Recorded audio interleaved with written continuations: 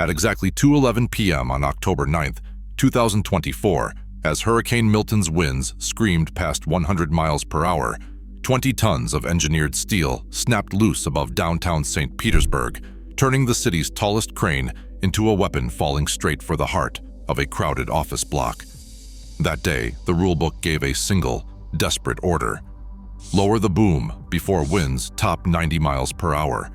But when hours vanished and evacuation sirens drowned out deadlines, one choice set off a $100 million disaster that nearly turned routine construction into mass tragedy. The question is, why was no one able to stop it in time? In the weeks before disaster, the residences at 400 Central construction site pulsed with a different kind of energy. The Potain MDT 389 tower crane, nearly 500 feet tall, stood at the heart of the project, its steel lattice gleaming in the late afternoon sun. Against the backdrop of St. Petersburg's rising skyline, the crane operated with a quiet authority. 250 feet of jib sweeping in slow arcs, lifting concrete panels that weighed as much as city buses. Each movement was a study in balance and calculation, the operator's hand steady on the controls as the load floated skyward, then eased into place with the precision of a watchmaker. From above, the geometry of the site revealed itself. The grid of rebar, the neat stacks of materials, the choreography of workers guiding each massive panel into position. The crane's counterweights shifted with each lift, compensating for the shifting burden, while the mast rose section by section as the building itself climbed higher. On calm days, the only sounds were the low hum of machinery and the occasional call of a foreman echoing off unfinished floors. The Potain's design was a statement of intent. French engineering built for strength and reach, capable of hoisting up to 20 tons at a time. Its presence dominated the block, visible for miles, a symbol of progress and ambition. To the crews below, it was both a tool and a guardian, its reliability woven into the rhythm of their days. Each lift was rehearsed, each bolt checked, every protocol followed with the confidence that comes from routine. In the golden hour, with sunlight glinting off steel and glass, the crane seemed almost weightless. There was no hint of threat, only the steady, unbroken routine of construction, the city's future rising beam by beam, panel by panel, under the watchful eye of a machine built to defy gravity. Hurricane Milton's approach erased the comfort of routine in an instant. Meteorologists tracked its spiral across the Gulf, issuing updates that grew more urgent by the hour. By the morning of October 9th, the storm's core had intensified to Category 3, packing sustained winds of 120 miles per hour. In St. Petersburg, the gusts would soon top 100 miles per hour. The city's skyline, once a symbol of progress, now stood exposed, with the Potain MDT 389 crane looming above all, its 250-foot jib stretched out like a challenge to the elements. Evacuation orders swept through the region. 6 million Floridians were told to leave, creating a mass exodus that left downtown nearly deserted. At the residences at 400 Central, workers raced to secure the site. The clock was ticking. With every new forecast, the window to act shrank. Dismantling a tower crane of this scale is not a matter of hours, but days. The manual was explicit: for winds exceeding 90 miles per hour, the jib must be lowered. Anything less risked catastrophic failure, but the timeline was impossible.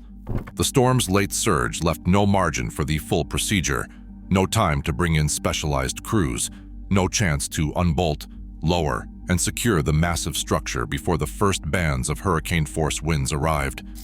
Instead, the team did what they could. They locked down equipment, checked guy wires, and hoped the crane's engineering would hold. Across the city, similar scenes played out. Crews facing the same impossible choice, forced to weigh protocol against the relentless advance of Milton. Every gust that rattled the steel was a reminder of the rule written in black and white, and the risk of breaking it. The wind speed charts climbed, the pressure dropped, and the Potain stood rigid against a sky gone dark with storm. Then, as the city braced for impact, the manual's warning echoed. A heartbeat pause before disaster. For winds exceeding 90 miles per hour, The jib must be lowered. Metal groaned against the wind, each gust twisting the Potain MDT 389 a fraction further from its axis. Hurricane Milton's core pressed against downtown St. Petersburg with the force of a freight train, driving rain sideways and turning the sky a bruised, unnatural green. At nearly 500 feet up, the crane's upper mast trembled, the lattice joints flexing under loads they were never meant to endure. Bolts stretched, threads grinding, as the wind funneled down the 250-foot jib, multiplying the pressure at every joint. Suddenly, a piercing shriek split the storm. The top mast sheared with a burst of sparks, metal tearing apart in a flash of orange and white. Shattered steel fragments spun away, trailing arcs of light through the rain. The massive jib, still weighed down by its 20-ton counterweights, whipped downward in a single, brutal motion, gravity and wind combining in a lethal arc. For a split second, the boom hung suspended, then dropped like a guillotine, accelerating toward the city below at over 100 miles per hour. The collapse was not silent. As the jib fell, it smashed through guy wires, snapping them like piano strings. Shards of steel and fragments of concrete exploded outward, ricocheting off rooftops and scattering debris across empty streets. The kinetic energy unleashed in those seconds was staggering, the force of thousands of tons compressed into a single, unstoppable plunge. On the ground, the impact zone was already abandoned, but the building at 491st Avenue South stood directly in the path. The falling boom speared through the roof, punching through floors and offices in a violent cascade. Ceiling tiles burst, glass cascaded, and the building's sprinkler systems erupted, flooding corridors in seconds. The storm outside raged on, but inside, a new disaster unfolded. Papers swirling in rising water, alarms echoing through halls now choked with twisted metal and shattered glass. The machine that had built the skyline had, in a moment, become a weapon unleashed by wind and physics alone. Josie Barber stood at the juice bar window, her reflection caught in the glass as the world outside vanished behind sheets of rain.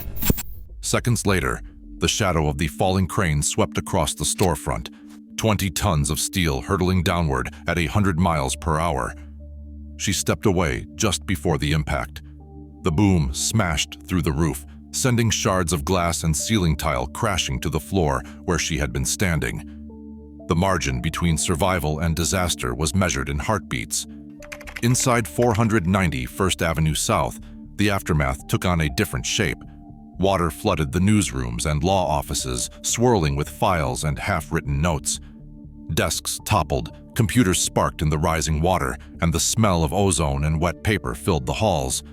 The building was empty, but the destruction was total. The cost of that night landed with the force of a gavel. $3 million, gone with the crane itself, a total loss. 20 to 30 million more to repair the shattered office building, each floor a mosaic of broken glass and drowned equipment. The construction project at 400 Central stalled, bleeding another 15 to 25 million in delays and remediation. The numbers stacked up, each one a hammer blow. The total, $100 million and rising. In city council chambers and state hearings, the aftermath turned from chaos to accusation. Subtitled phrases cut through the official language: common sense, no mandatory protocols, regulatory vacuum. Engineers pointed to the manual's warning. Lawyers circled blame. Officials spoke in clipped, defensive tones. No law had required that crane be dismantled or its jib lowered before the storm. The decision had been left to hurried site managers and the clock. The city's skyline was changed, but so was its sense of safety. For Josie Barber, for the businesses inside 491st Avenue South, and for the thousands who watched the wreckage on the morning news, the line between routine and catastrophe had vanished overnight. The silence after the storm was filled with questions about who should have acted and what would be done before the next hurricane found another crane standing in its path. Florida's skyline keeps rising, but hurricane winds are not waiting for new rules. With no statewide mandate on crane safety during storms, every construction site is a gamble. The true cost is not in steel or glass, It is in the risks we normalize, storm after storm. Stay questioning.